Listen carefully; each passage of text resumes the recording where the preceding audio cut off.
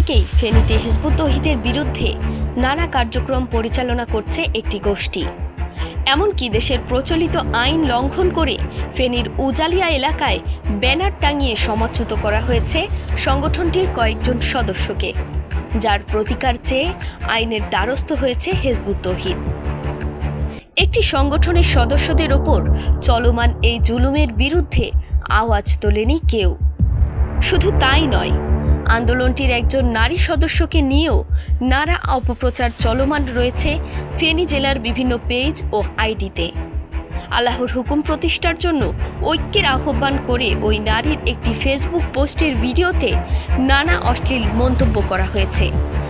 সমগ্র মানব জাতিকে এখন এই সিদ্ধান্ত নিতে হবে যে আল্লাহর বিধান ছাড়া আমরা কারো বিধান মানব না।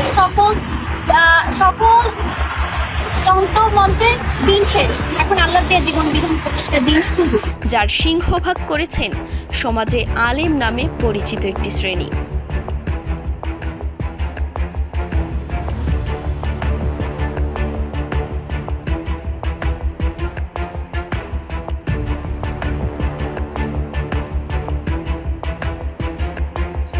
ওই আমার ছোট ভাইরে কইয়ে উজাইলিয়া যদি দৈত্যি আর ভাইয়ের কাছে আনি দিলাম ও চলা হাতে আছে না সরার গানি কেন সুন্দর আছে ভাইয়ের কারণে ফোন দিস বলে ভাইয়া আছি ইঙ্গিত করি আনিয়ে তো তোর ভাইয়া ঠিকানা দিয়ে দিমো জলা হাতে ওই ডেনের হানিয়া কেন সুন্দর আছে। আশ্চর্যের বিষয়, ইসলাম নিয়ে কথা বলায় নারীকে এত বাজে মন্তব্য করা হলেও সে বিষয়ে কোনো কথা নেই তথাকথিত সুশীল সমাজ কিংবা ধর্মীয় সংগঠনের নেতাদের। তবে ফেনী জেলা হিজবুত তৌহিদের সদস্য নয় এমন একজন ব্যক্তি মুঠোফোনে অপপ্রচারকারী গোষ্ঠীর এক সদস্যকে বলাৎকারী ধর্ম ব্যবসায়ী বলেছেন। আর এই ইস্যুকে সামনে রেখে এতদিন হিজবুত তৌহিদের ওপর চলমান জুলুমের বিষয়ে চুপ থাকা নেতারা প্রতিক্রিয়া দেখাতে শুরু করেছেন। সংবিধান বলছে স্বাধীন দেশের প্রতিটি নাগরিকের সংগঠন ও বাক স্বাধীনতার অধিকার রয়েছে। তবে বাস্তবতা হচ্ছে ফেনীতে হিজবুত তৌহিদের সেই অধিকার লঙ্ঘিত হচ্ছে।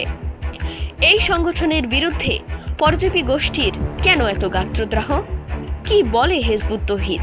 কি চায় তারা? হুকুম চলবে আল্লাহর, লা ইলাহা ইল্লাল্লাহ। দুনিয়াতে আর ইবলিসের খেলাফত চলবে না, দুনিয়াতে আর মানুষের রাজত্ব চলবে না, দুনিয়াতে হুকুম চলবে আল্লাহর। পুরো মানব জাতি হবে এক জাতি, ওয়ান নেশন। আমরা মুসলমান, আমাদের সৃষ্টিকর্তা আল্লাহ, আমাদের নবী আখির নবী হুজুর আকরাম সাল্লাল্লাহু আলাইহি সাল্লাম, আমাদের সংবিধান কোরআন, আমাদের কলেমা হচ্ছে লা ইলাহা ইল্লাল্লাহ মুহাম্মাদুর রাসূলুল্লাহ সাল্লাল্লাহু আলাইহি ওয়াসাল্লাম। এই কথাটার উপরে এখন আমাদের বক্তব্য, সবাইকে ঐক্যবদ্ধ হতে হবে। আমাদের মধ্যে যে বিভেদ আছে, যে মতবাদ আছে, মাসালগত দ্বন্দ্ব আছে, সেগুলোকে একদিকে রাখুন। সেগুলোকে একদিকে রেখে জাতি গঠনে, রাষ্ট্র গঠনে, এই রাষ্ট্রে আল্লাহর দেওয়ার দ্বীনকে প্রতিষ্ঠিত করার যে সংগ্রাম, সেই সংগ্রামে আপনারা আমাদের সাথী হবেন। যে সুদ যেমন হারাম, সুয়ার যেমন হারাম, চুরি ডাকাতি যেমন হারাম, দ্বীনের বিনিময় নেওয়া তেমনি হারাম। এ ব্যাপারে কি আমরা একমত? মূলত এসব সত্য প্রচারের কারণে দীর্ঘদিন থেকে সংগঠনটির কণ্ঠরুদ্ধ করতে নানা অপপ্রচার চালাচ্ছে ধর্মের নামে স্বার্থ আদায়কারী ধর্ম ব্যবসায়ী শ্রেণী। তারা মানুষের কাছে এই সংগঠনের বিরুদ্ধে মিথ্যাচার ও প্রপাগান্ডা ছড়াচ্ছে। একটি বৈধ সংগঠনের সদস্যদের বিরুদ্ধে একটি নির্দিষ্ট গোষ্ঠীর চলমান আগ্রাসন ও আইন বহির্ভূত কর্মকাণ্ডের বিষয় কি মৌন থাকবে সচেতন মহল? এভাবেই কি চলবে ধর্ম ব্যবসায়ী শ্রেণীর ফ্যাসিবাদী আচরণ?